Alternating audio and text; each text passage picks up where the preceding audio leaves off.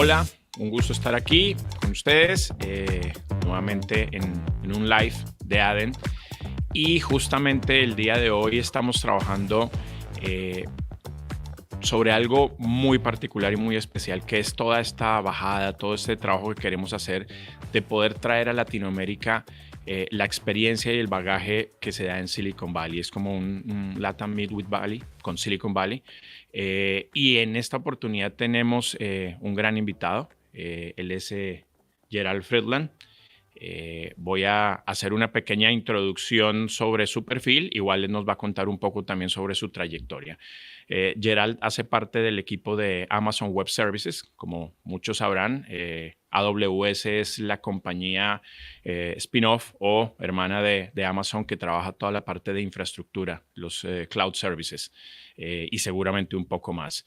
Él es científico para AWS, para Amazon Web Services, y además en su bagaje tiene un recorrido enorme en temas de inteligencia artificial, de ciencia de datos y tal vez con ese rol y esa profesión que tiene, ¿por qué no decirlo? Él ahora me corregirá, pero yo estoy seguro de esto, está trabajando en la futurología de la compañía y pues nos puede dar unos puntos muy importantes alrededor de que hacia dónde vamos en todo este mundo del marketing digital, del comercio electrónico y de la tecnología aplicada.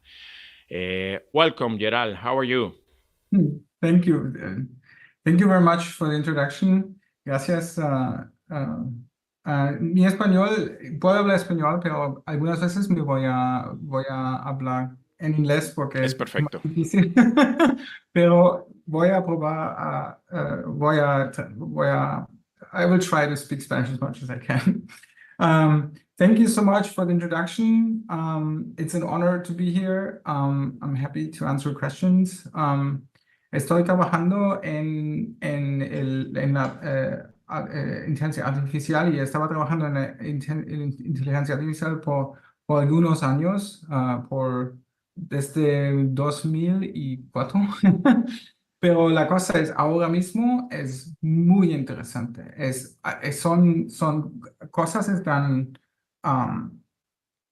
se ve cosas que nunca se ha visto y es que esta tecnología transforma en algo muy, muy interesante y tenemos que prestar atención. Muy bien. Pues con los agradecimientos también por estar acá con nosotros, vamos a meternos un poquito en el tema. Y tú justamente tocas algo relacionado que es la inteligencia artificial. Para muchos es un tema que es relativamente nuevo, que de hecho a la luz pública llegó, yo creo que muy de la mano con el ChatGPT, pero para quienes están en el mundo de la tecnología pueden ser 15, 20 años en los que se vienen desarrollando algunos modelos, algunos servicios y productos basados en inteligencia artificial. Así que para no quedarnos en la historia y poder empezar un poco en el presente y mirar hacia adelante, en tu opinión, ¿cómo ves que la inteligencia artificial evolucione mucho más dirigida a la resolución de problemas, de los inconvenientes o de necesidades que existen hoy en día en las industrias en general? No hablemos en particular de lo que para muchos es normal en inteligencia artificial, sino hacia dónde está evolucionando la inteligencia artificial. Yo creo que la inteligencia artificial va a continuar como camino que empezaba. Es como un camino. Ahora sí, hay mucho más atención con ChatGPT y esas cosas, pero el camino siempre era de sustituir y sustituir los trabajos que nadie quiere hacer. Los computadores nunca han sustituido trabajo de como muy, muy creativas o trabajos de gente muy, muy experiencia, tiene mucha experiencia o algo así. Siempre era como trabajos que nadie quiere que hacer. Si Correcto. empezamos con Word, right? Word reemplazó el typewriter, right? So, había gente que están con el typewriter y si tú tenías en typewriter, si tú tenías como un error, tenías que repetir todo de la letra. Y eso no, ahora tenemos delete y tenemos la corrección automática. Claro. Eso es como inteligencia artificial y ahora todos nosotros podemos como enviar miles de mensajes, ok, no miles, pero muchos mensajes al día y eso es, y eso es el cambio. Y ahora vamos a hacer, creo que, por ejemplo, la inteligencia artificial va a sustituir cosas como escribir reportes. ¿A quién le gusta escribir reportes? Sí, hay personas, sí, pero a la mayoría, si tú eres como doctor, tú eres policía, tú haces cosas como, ver cosas creativas o cosas manuales, tú no quieres al fin del día escribir todos esos reportes. Tú hablas con un doctor, tú hablas con un policía, te van a decir eso. Y creo que por esa razón van a usar inteligencia artificial, por ejemplo, para poner cosas así como muy, muy simples. Y hay un reporte completo, automático, y después van a leerlo y decir, ok, eso me gusta, ok. Y tocas un tema súper importante que es el del contenido. De hecho, nosotros estamos en una industria en la que pues, se vive del contenido hacia todos los públicos a los que se llega. Tú hablas del tema de los reportes, hablas de un ejemplo con la policía, pero si lo traemos al mundo de las industrias, en el marketing, en el e-commerce, pues cada vez más estamos viendo la proliferación de contenido y en este momento no sabemos si ese contenido lo está haciendo una persona o se está produciendo automáticamente desde una máquina que al final me pone a interactuar, está buscando ese call to action para hacer algo. Entonces, cuando nos metemos en el tema del contenido, efectivamente le pegamos a muchos roles que hoy en la industria se asustan, ¿no? El redactor, el community manager, los analistas mismos que hoy trabajan más para construir reportes, todo ese mundo de personas que está alrededor del contenido empieza a decir, ¿y yo ahí qué? Entonces, es importante entender hasta dónde el contenido se reemplaza por completo con algunas instrucciones o definitivamente va a necesitar siempre la instrucción, va a necesitar un aprendizaje y ahí es en donde las personas pueden entrar a generar un rol diferente. ¿Cómo ves eso alrededor de la personalización, del content customization? Porque finalmente es en donde más estamos viendo la inteligencia artificial, pero es la punta de lanza, es la punta del iceberg de todo lo demás que se puede llegar a hacer con el uso de la inteligencia artificial. So personalization is a very interesting topic because much faster in English. Personalization is an interesting topic because it has been done before many years. And it was kind of I think this is going to be more democratized, right? Because it was kind of the Googles of the world, the social networks, the big social media did it.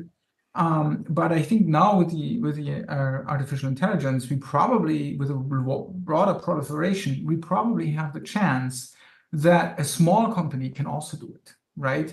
So instead of sending out an email that is like one for everything, we could check if, for example, you have your database of interactions with your customers.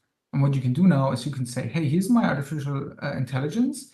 And then what you do is you use that to at least maybe customize to 3 groups of customers, or maybe even to all of them individually in some way, which will help a lot. Just like it helped the big businesses to make content more targeted, it will help a small business as well. I completely agree with that. That is actually a very, very interesting chance that the broad proliferation of AI has now. Y entonces ahí lo linkeo con algo súper importante como para ir evolucionando en las principales problemáticas que se generan alrededor de la inteligencia artificial, y es todo el tema de la ética, porque la información está disponible. Uno diría, si la información está disponible, pues se puede utilizar, pero ¿hasta dónde está ese border, esa pequeña línea en la que pasa de ser información abierta y pública que puede utilizar cualquiera a convertirse en información totalmente privada que puede transgredir o puede afectar a alguien y que termina en un liability, ¿sí? En un comportamiento ilegal? So yes, first of all, I need to say there's a very difficult question for sort of, to have in this panel, because every country has slightly different expectations and every country has slightly different laws, right? So the US, I'm going to comment on the US, and also I'm going to comment on my opinion because it is an ethical question. In the US, we have this thing called expectation of privacy, okay? So expectation means, do people have an expectation? For example, there's an expectation in a locker room or in a bathroom of privacy, right? There shouldn't be any cameras there. However, whatever you do on the street is public information, okay? So that's the expectation. This is not the same law in other countries. This is not the same expectation, the same ethical standards. They're all different. So that is actually why it's important. So what is important is when you do business in your country and even your region, right? To first of all make sure you apply to all the laws, right? There are laws out there, and often these laws are old, okay? Many of the laws are not actually from 2020 or something. They are from 1980 or something, because people already thought about this for a long time. So just check that out. The second thing is, even if the law, even if you're on the side with a law, you have to still be careful, because you want to keep your customers, you make them happy, right? So if you make your customers unhappy, even though it was legal, that doesn't help you, right? You need to keep your customers happy. So in general, and this is my personal advice, again, this is very difficult, but my personal advice is, if somebody shares information with your business because they have business with you, right? Then they shared with you under the expectation that they tell you some information, and of course they know they gave you that information. But what they don't want is that you share that information with other people, especially people who could use the information against them, right? And so that is the biggest part. Now, the interesting thing about artificial intelligence actually is that you may share the information with a model. Now, and this is important, if the model keeps that information or uses it later on and some other company uses the same model, that could be a problem, right? So this is why you probably should make sure that whatever information from your business is given to a model, it's belonging to you. Nobody else is querying it or putting information in, right? So it's your model. And I think that is just the same. Like if you are a employee, I give you some information and another customer, and your brain creates a model of that information and how to run your business. That's okay, right? And if your answer will be personal. If you go to a store and you ask certain questions, of course, the store manager or the store person, even the clerk, they will just respond, of course, in the best possible way they think would help the customer so that they, are happy and paid, right? So this is what it is. And so I think we just keep that up. We just keep that ethical standard up, that we say, okay, this information was shared with me. This information was shared with me as a business. I can share that with a model that may be personalized to make the customers happy, but I should be careful that I'm not sharing this with other people and other businesses. And I'm also should be careful that the model that I'm using isn't used by other people or other businesses. I think that is my sort of personal... Claro. Y de pronto un poco en concordancia y resumiendo esa parte que nos cuenta Gerald, yo creo igual, si la información la tengo en un lugar público, ten por seguro que se va a volver pública. Entonces, no vengas luego a pelear o a generar un problema porque están usando esa información. Es decir, si todo lo estás compartiendo, si estás subiendo fotografías, si estás hablando de tu familia, incluso si estás hablando de tu negocio y compartiendo cifras y diciendo que ahora estás con un nuevo cliente, pues eso lo estás haciendo público de alguna manera y por ende se vuelve públicamente utilizable, usable, in every social media network, porque definitivamente es la información que van a tomar todas las herramientas de inteligencia artificial, la inteligencia propia del humano para poder desarrollar algo. Así que creo que voy en línea con ese consejo y ese concepto que nos da Yoral de toda información que está pública, pues finalmente deja de armarte un problema con eso porque se vuelve pública en su totalidad. Pero esto lo unimos un poco a tu rol particular en la empresa en la que estás y nos empieza a tocar un poco el tema de comercio electrónico. Yo tengo 20 años trabajando en temas de comercio electrónico y aún después de todo este tiempo, las compañías tienen demasiada angustia, demasiado miedo por dónde está la información, qué pasa con la información de mis clientes y cuando alguien está haciendo una transacción que es como un mundo negro porque es el salto que da entre la plataforma de comercio electrónico y el gateway de pagos, el payment gateway, como que siempre sienten que esa información es vulnerable. Ahí entran en parte los servicios que tienen ustedes, pero digamos que en términos generales, ¿cuál es digamos que el nivel de seguridad con el que hoy en día se trabaja y cuál es la tranquilidad y confianza que se le puede dar a los usuarios en todo este ámbito de la tecnología en donde hay un montón de información que es sensible, que es privada y que efectivamente se está trabajando como privada, pero que cuando se dan casos de fraude, cuando hay hacking y este tipo de prácticas, pues la gente entra en pánico y se cae mucho la confianza en el comercio electrónico y esto lleva sobre todo a países como los nuestros que todavía la bancarización está muy bajita y todavía no se realizan o se terminan las transacciones de comercio electrónico en un volumen mucho mayor. ¿Cuál es el nivel en este momento de seguridad que se da sobre la data teniendo tanta tecnología detrás para poder también actuar de forma maligna, si lo podemos llamar así? This is a very, very, very, very, very, very good question. I'm gonna respond with an anecdote from my own career, because you see how difficult this is. And the answer to this is I cannot give you a general answer, but I'm giving you an anecdote. So in 2014, I led an effort to make all the Flickr photos and videos. So Flickr is a photo sharing. Yes. Right? Before Instagram, yes. Exactly, before Instagram.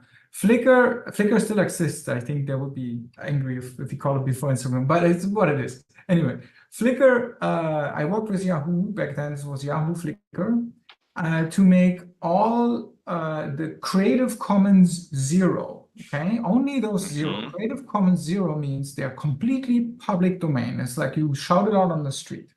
All the photos and videos that the users uploaded and agreed, they're completely public domain. Only those, nothing with a condition, nothing. Only those videos we would make public beyond Flickr. So instead of in Flickr, they would be completely open and available to train machine learning models or to do any research with them. And you would think, of course, that must be okay because legally, they were already volunteered as Creative Commons zero. They were already public domain. And the moment you do that, you say, do whatever you want with this. This is the legal status of public domain in the United States. And we also got, it was 2 or 3 years of legal, sort of really making sure with Yahoo Flickr lawyers that this would work in the right way. And however, we got, and this is very interesting, we got a thing in there that we said, despite the fact that these were all public domain Creative Commons zero, we will make sure that if somebody reverses, thinks, okay, no, I don't want this photo anymore, and it reverses them on Flickr, takes it down, that we also will take the photo or video down out of the research corpus. So every university or research institution that would use the research corpus would have to sign that they will also obey sort of the list of photos and videos that we send around that needs to be taken out of the corpus. And for a long time, nothing happened. We found that this policy is too much. This is like a very, very, very, very clear pro-consumer policy. And then the New York Times and CNN put out articles that people are outraged that these photos and videos are used by IBM and others for facial recognition. Because they were doing facial recognition software and they were training facial recognition models with those completely open videos, right, that they put out on the street. And so the good news was that we said, okay, if you feel the same way, send us a message, we'll take it out of the corpus. But the outrage was that it was already too late because the models already had the data. But of course, it was completely legal because they made those videos completely public. But the problem here is when people say completely public, really what they think about, I'm totally fine with everything that Flickr does with those videos. And they didn't think about the fact that completely public is completely public. That means anything can be done with those videos or with those photos. So the morale here is, I think, to answer your question, there's no general rule. You need to think about being the most flexible, and if somebody complains later, you just give them the option to withdraw. But other than that, there's going to be outrage. People didn't think about decisions and they're trying to reverse them. We also need to educate people that when you make a decision to make something public, or when you give somebody's data, that this may have more consequences than you think. And the general rule is to only give as much data as somebody needs to do their business, right? And businesses should be okay with that because they should just ask for enough data so that they can do the business correctly. And of course, now we have this problem with personalization, as you say. If it's personalization, then you want as much as you can, right? You want to know all the history of everything. So we have to be careful, and we have to, and this is going to be the interesting, I think it's going to be interesting research. There's going to be interesting space for products where we can go and say, let's do personalization with as few data as we can, but as personalized as we can, right? So this is the trade-off. So what you're pointing out is completely right. Claro, y es, tú lo has dicho, no hay una regla ni una respuesta general. Y eso nos lleva a que si yo quiero estar en este ambiente, pues tengo que darle las herramientas de seguridad, tengo que documentarme, tengo que tener personas especializadas, tengo que tener herramientas, porque nada me va a garantizar que no me vayan a vulnerar. Yo tengo que hacer lo posible para que eso no suceda. Y nos vamos un poco más allá del tema de los datos como los conocemos como un registro a temas un poco más evolucionados en los que además ustedes también son pioneros y esto lo que tiene que ver con la data humana, el Face ID, la parte el biometric, el biométrico. Cuando uno compara esto con las películas de hace 30, 40 años de ciencia ficción en la que se pensaba que el cuerpo humano iba a ser el portador de la información con el que se puede hacer absolutamente todo, y hoy ya se hace para tener pagos biométricos, para tener autenticación por Face ID, para poder pasar un control migratorio y muchas otras cosas más. Pues todos estos son datos, ¿sí? La lectura visual, la lectura biométrica son datos. Esa información que es demasiado y tal vez la más sensible porque me pertenece a mí como cuerpo, ¿cómo nos garantiza que efectivamente se le está dando un tratamiento correcto y cuáles, porque nos queremos ir yendo un poco hacia el futuro, cuál es el siguiente paso con el que seguramente vamos a vincular nuestro cuerpo, la biometría, el Face ID, a todas las operaciones comerciales y de pagos que hay o que se van a dar en el mundo, en todas las industrias. Okay. Yes. Let's start from scratch. So, yeah, I very much understand the question, because people have this eerie feeling when they think about it's my palm, it's my fingerprint, it's my iris, it's my face. It's very close to you, right? Yes. My personal opinion there, however, is this. What's the alternative? So we're using usually Face ID, and we're using fingerprints, for example, for payment system, right?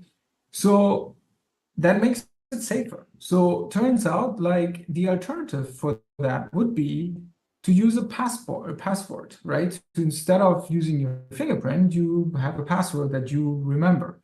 But we know passwords can be cracked. However, the fingerprint, so for example, the palm print, the equivalent password would be, I think, 2,000 characters or something. It would be a password that nobody can remember. And so this is way safer than actually using just a credit card or just a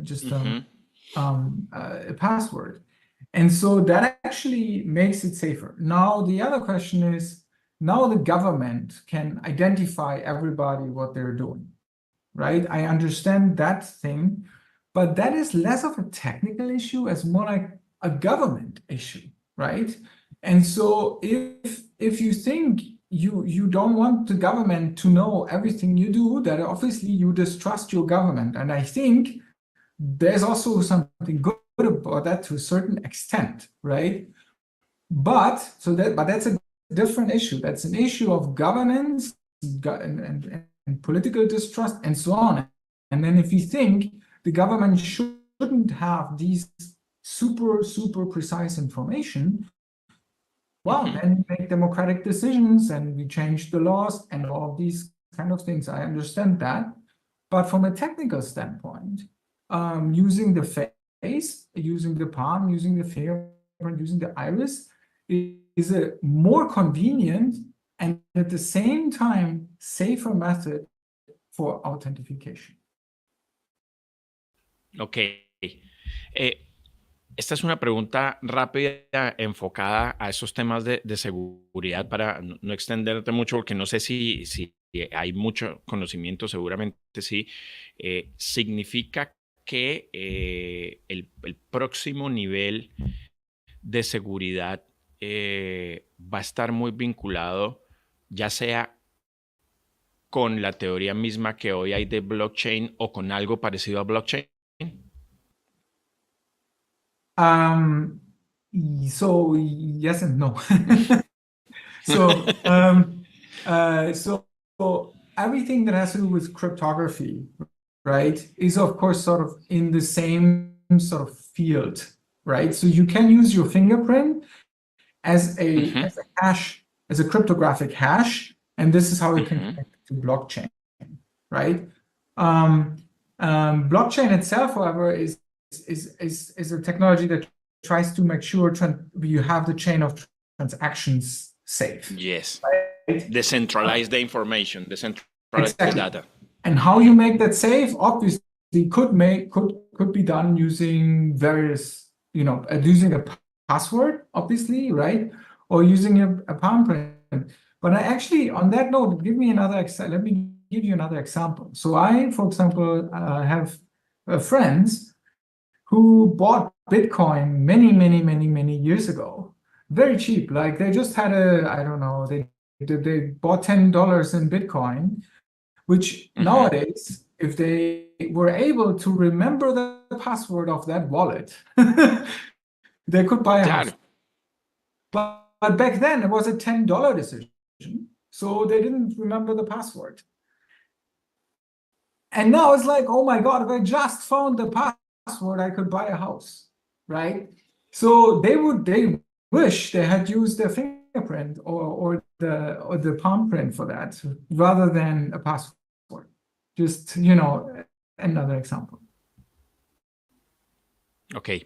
Bueno, vamos a ir cerrando y para esto tengo también dos preguntas rápidas.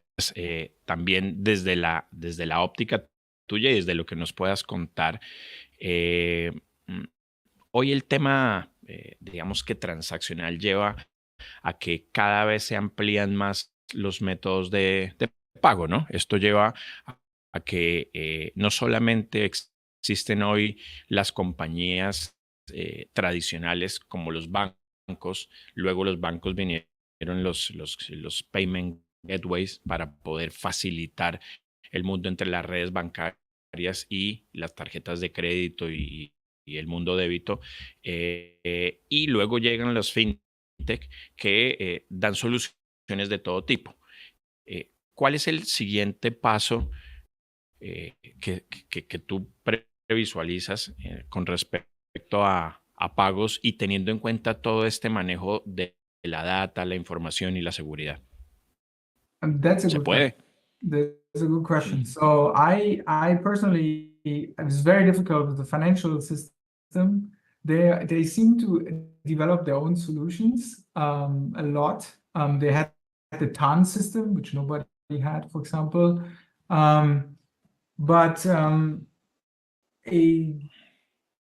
it's a good question. It could be that it becomes more biometric, more optional biometric. I mean, in some ways, if you think about the wallet system in the phones now, right? So you have the credit card that you can pay with. You could either swipe it or you use your phone. And then when you use your phone, you use Face ID. That right there is sort of an extra layer on the credit card, right? So in your phone. So you could think that they maybe make this shorter. I really don't have any insight in that. But again, I think in the long run, it's a question of acceptance, like a question of because the security aspect is definitely higher. It's definitely a higher security aspect to use fingerprints, for example, because again, you said immigration, right? So in America, we have this global entry system where literally you get a face scan and you can do your fingerprints and you let into the country because they know you. It's safer than a passport. The passport gets forged all the time. So they still, of course, sometimes also check your passport, but then they check your passport. They also they check your. They question you and check see if they feel like you hide something and so on. That's more than just a passport check. But in general, that tells you how secure that is. You can take an entire country almost and say and do fingerprint operations with that. So I think in general, from a technological perspective, right, biometrics makes a lot of sense. I understand that there's once you mix it with other things like government, then there's an eerie feeling. Finance, there's another eerie feeling, right? Or when you mix it with like now your fingerprint seems to be sold to other companies, stuff like this, eerie feeling. I completely understand, but from a pure technical perspective, biometric is superior. The question is just how do we react to it? How do we deal with this? And we will have to see in different countries and in different cultures and in different sort of societal reactions, how the acceptance will be. And I also understand that we've been primed by movies If you are in the biometric way, you are in the right way. Yeah, well, again, technically speaking, yes, right? Okay. But every technology also needs acceptance and it needs education. Yes. It needs all of these things together. Claro. But from a physical and technical standpoint, absolutely. The fact that we've been using fingerprints for hundreds of, I think 100 or so years now in policing makes total sense. That means they work, right? So now we just use computers for them, and it feels almost difficult that it's because it's so accurate. I think that people's aversion is because it's so accurate. Ok. Bien.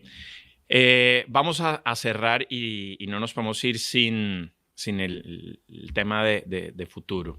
Aquí digamos que para todos sería muy importante saber cuál es ese gran nuevo modelo o invento, o qué es lo nuevo que nos traerá la inteligencia artificial para los próximos años.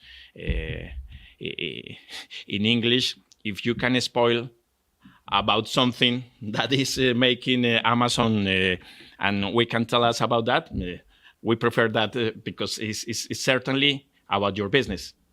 So I need to always say I'm not talking for Amazon. I'm talking as a scientist. I know. That's why I cannot do that. Okay. But I can surely say, well, because everybody can look that up, that Amazon is doing huge investments in AI and I know. related technologies. Everybody knows that. But yeah, so all of this I'm saying that as a scientist.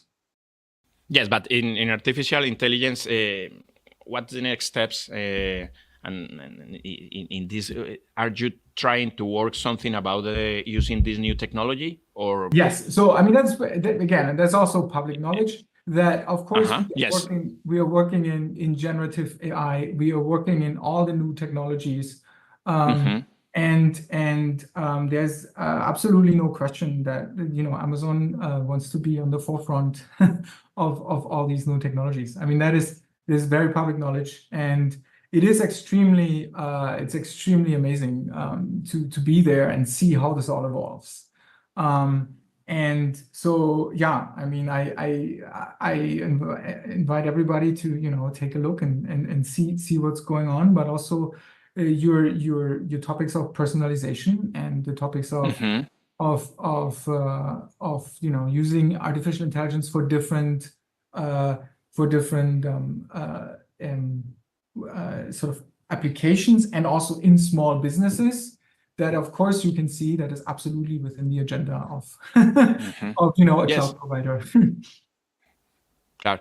Y creo que Gerald cierra con algo súper interesante, y es que lo estamos viviendo ya no solamente en gran escala con las grandes compañías, sino con las small and medium companies, que efectivamente el tema de personalización basado en inteligencia artificial es como el gran trato, el gran deal que efectivamente hay que comenzar a trabajar, sobre todo por las exigencias del nuevo consumidor, que realmente todo lo necesita muy a la medida.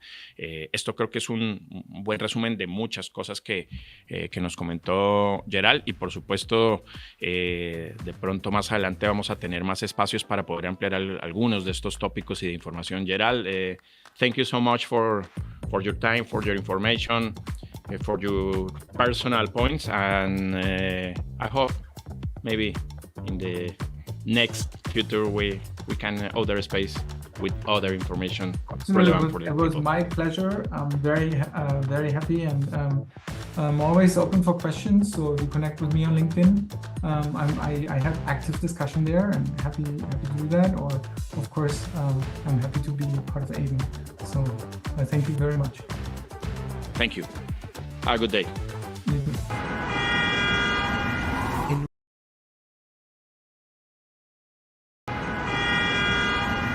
En un mundo de cambios acelerados, evolucionar y crecer exige moverse más rápido que el entorno. Por ello, Nacimos hace más de 30 años, convencidos de que la educación es la clave. Somos ADEN, el grupo de educación ejecutiva más grande de América Latina.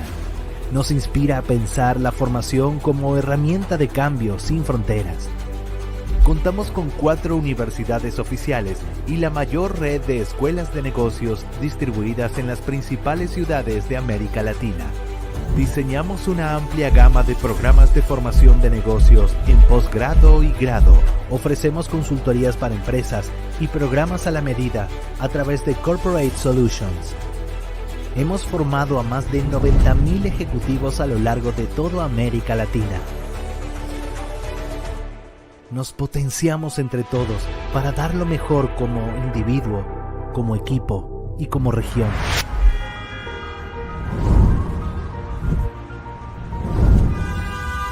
Trabajamos día a día en crear experiencias de aprendizaje con atributos de valor que potencian lo mejor de la formación. Aprender, compartir e impactar. El propósito inspira. Las acciones transforman. ADEN te acompaña.